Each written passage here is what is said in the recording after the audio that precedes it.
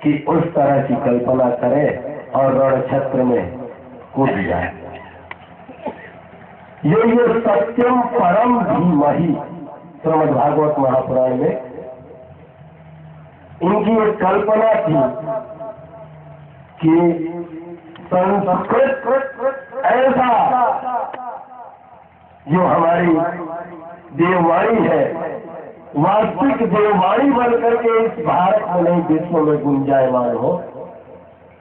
इस तरह से जब आपकी नर्सरी तैयार होगी, जब आपका पौधाशाला तैयार होगा, संस्कृत के विषय का क्रम ही ऐसा बनाने का उपक्रम रखा जिसमें प्रवचन को भी डाला था इन्होंने।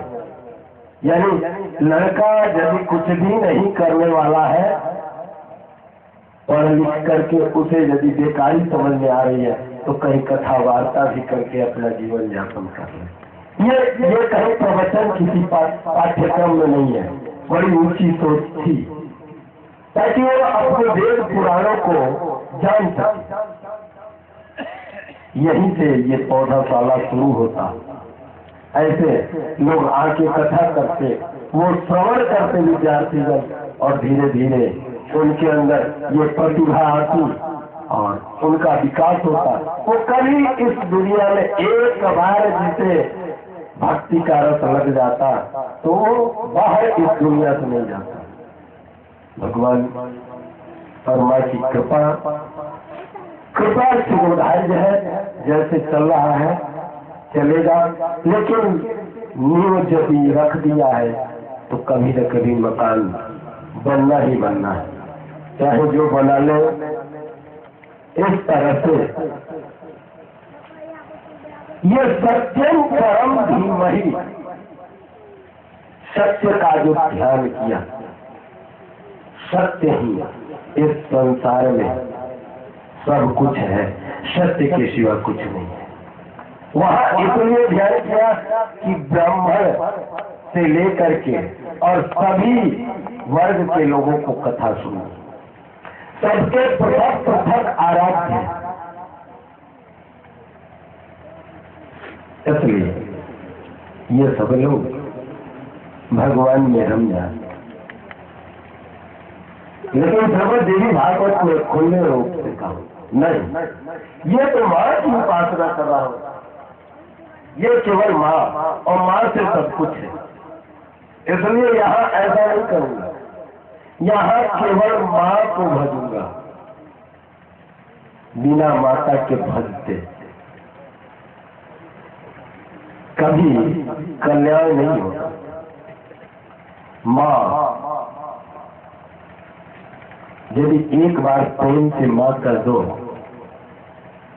तो मां द्रवित हो जाती है। इसलिए मां की उपासना सर्वोपरि है। ओम, क्या बड़ा सुंदर मंगलाचरण। सर्व चैतन्य रूपां तामाद्यां विद्यां धीमहि बुद्धिं ज्ञानः प्रचोदयात्। पहले कहा ना, मां से ही बुद्धि का विकास होता है। मां सद असद कार्यों का विवेचन करके अपने बालक के सामने रखती है कि मां ऐसा, बेटा ऐसा मत करो, ये गलत है बेटा, ऐसे करने के लायक तुम नहीं हो, सहाय स्वभाव रखो। मां जब ऐसा कहती है, सर्व चैतन्य रूपाम मां, सभी तरह की चेतना, शरीर में सबसे पहले चेतनत्व की आवश्यकता है। जब तक चेतना नहीं होगी तब तक हम बुद्धि की तरफ नहीं जाएंगे, और जब तक बुद्धि नहीं मिलेगी तब तक हम सद असद कार्यों का प्रतिपादन करने में असमर्थ रहेंगे। जब चेतना बुद्धि और बुद्धि के बाद क्या होता है? विवेक। जो सबसे पहले कि मैं हूँ, चेतना क्या है? बेटा तुम हो और मैं तुम्हारी माँ हूँ, ये तुम्हारे पिता है, ये तुम्हारे भाई है, ये तुम्हारे सगे संबंधी है। ऐसी चेतना माँ डालती है, बीज माँ के द्वारा। और फिर क्या? बुद्धि, सद असद कार्य का। ये देखो, ये संत है और ये दुर्जन है, इसका परिचय माँ कराता है। ये सज्जन और ये दुर्जन, ऐसी बुद्धि माँ डालती है। जब माँ बुद्धि डाल लेती है ऐसी, तो आदमी, यह प्राणी सत्संग के लिए जाता है। नहीं, हमें अच्छे कार्य करने हैं संसार में आकर के, तो सत्संग में जाने पर क्या होता है?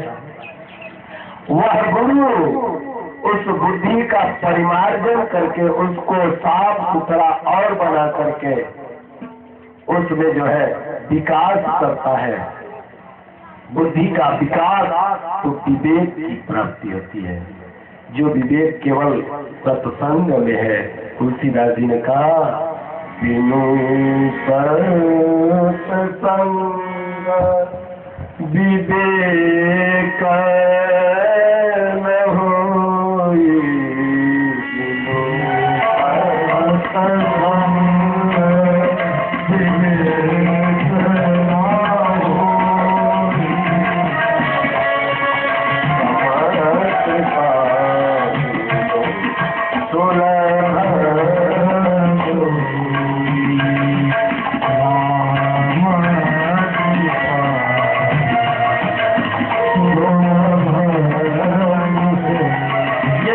गुरु क्या करता है?